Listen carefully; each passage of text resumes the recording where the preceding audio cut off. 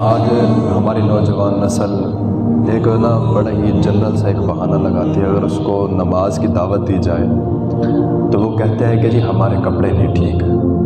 یہ بہانہ نہ جناب مسٹ ہے.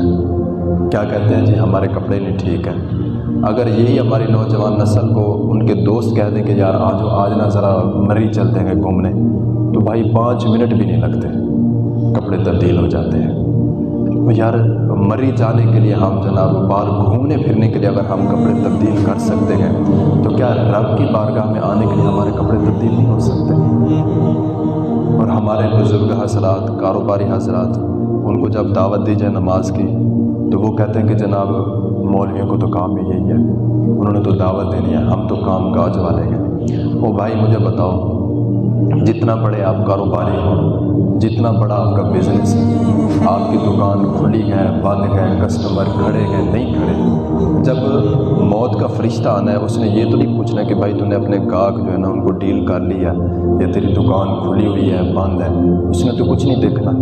دکان کھلی ہے تو کھلی رہے گی، گاہک سودا لے رکھیں گے تو وہ لیتے رہیں گے، لیکن ہمیں جب آرڈر آئے گا ہم نے تو چلے جانا ہے.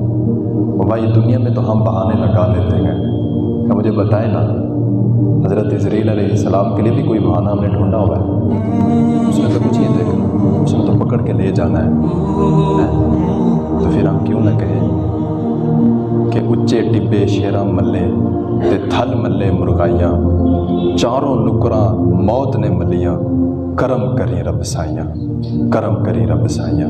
پر بچ جاؤ یار، اپنے معاملات درست کر لو، اپنے رب کو راضی کر لو، 5 وقت کی نمازی بن جاؤ، اپنی حاضری لگوایا کرو.